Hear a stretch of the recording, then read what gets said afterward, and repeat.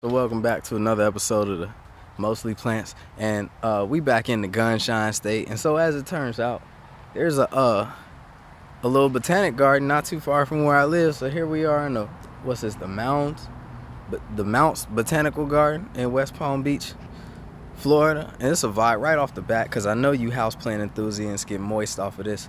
You see some pothos just growing dispersed across the ground here, and then you got some monsteras over there. You know, they epiphytes, so they like to grow up the trees. They got their air roots, and they anchor themselves onto the trees. They like that filtered indirect light. Lots of chlorophyll B, good for that, hence the darker green. So we out here, man. We just gonna explore. I just walked up in here, so let's do some walking around. You got some alocasias. I feel like that's xanthosoma. Some begonias. What are these? I want to say, are these wax begonias? I feel like these are wax begonias. Yeah, man, it's a whole vibe. Boy, we done hit the jackpot. You see all of these sunflowers. Now you know my IG handle, if y'all follow me on IG, is Helianthus H03, so you know I had to go ahead and look at the Helianthus. Common sunflowers, I believe. It's so hard to tell sunflowers apart. I believe these are Helianthus annuus, which is just a common sunflower. The thing about sunflowers is like they do kind of look. They got pollinators on them. Little well, not really pollinators. It's just a little caterpillar, but oh, look, all of these bees, hella pollinators. Let's go. You really got to look at the phylaries on these to be able to tell the difference between sunflowers. They're pretty uniform on this side of them, but you look at the phylaries. Look at these trichomes, these glandular trichomes. Look at, ooh, hey man, we out here. Helianthus annuus. Let's go. Hey, you know you're gonna get some pictures of me in these fields, right? You already know that. It's just in a parking lot. That's wild. All right. Oh, I'm tripping. Before I go, I did want to let you know about.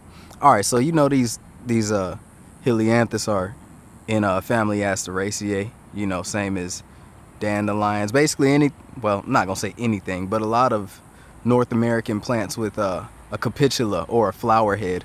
You already know this isn't one flower. This is a whole bunch of tiny florets. You know, you got your disc florets in the middle, and you got your ray florets on the outside. It's all on one capitula held together by these bracts, these phylaries in this case. Now, the disc florets on the inside, you might see that the texture of them kind of varies, and the reason for that is because they mature at different stages. I forget if they mature from the outside in or from the inside out. I believe it's from the, don't let me get the line to you. I put it in the description if anything, because I forget off top. But yeah, man, it's Helianthus annuus featuring a little bee there. It's cool. All right, let's keep it moving. Cool, because you got a bunch of edibles. You got some sweet potatoes, look like some onions, okay, and then you got parsley, Petroselenium crispum.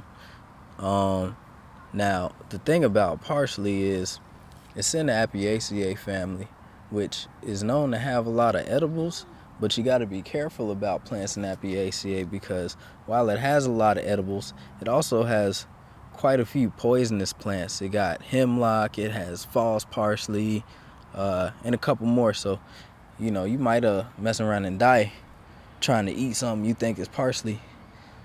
So be careful about that. Now, parsley a lot of times is biennial, but I feel like in Florida, it might never really go into its dormancy. We right by the airport. With that being said, this is technically not in its flowering maturation stage yet. It's still kind of in a vegetative stage, and you can tell because parsley is largely biennial. When it starts to go through its flowering stage, like many plants in Apiaceae, it forms very distinctive inflorescences consisting of umbels and compound umbels, and this isn't really exhibiting any umbel. I don't see any umbels anywhere, any flowers, so these are still vegetative. But yeah, that's parsley for you. Don't go around in the wild trying to eat parsley. You might die. All right, I know I said I was done, but I lied, because you know I'm a sucker for pineapples. And these ain't the dwarf pineapples. These is pineapples, boy. Ooh, y'all lucky. See, y'all lucky. It just ain't a couple months from now, boy. I be swiper no swiping on this hoe. Hey, so as you could tell, you know, it surprised me. A lot of people outside of Florida don't really know how pineapples grow. So pineapples are obviously, as you could tell by how they grow in here, part of Bromeliaceae, the bromeliad family, and as such, they grow like bromeliads. Now, you can reproduce these pineapples several different ways. What I like to do is, when I get my pineapples from the farmers markets or whatever, I like to let go of this top part of the fruit, cut that off, eat the rest of the fruit, pick the bottom leaves off. Damn, planes, boy, everywhere. Every 5 minutes, it's a plane taking off. All right, so check this out. Take the top of the pineapple off, pick the bottom leaves off. All right, let it sit in some water for a week or two. Change out your water periodically, and it'll start to root. Then you just drop it in dirt. You got a brand new plant. Boom. Now, it's gonna take the pineapple some years to reach maturity and start producing fruit, but it's a really cool plant. You know, it just looks like a bromeliad. So, all right, now I think I'm for real done. So I'll holler at y'all. I'm walking past here and it's raining outside, right? And it's a golden shower tree. What kind of R. Kelly? It's time to get out of here.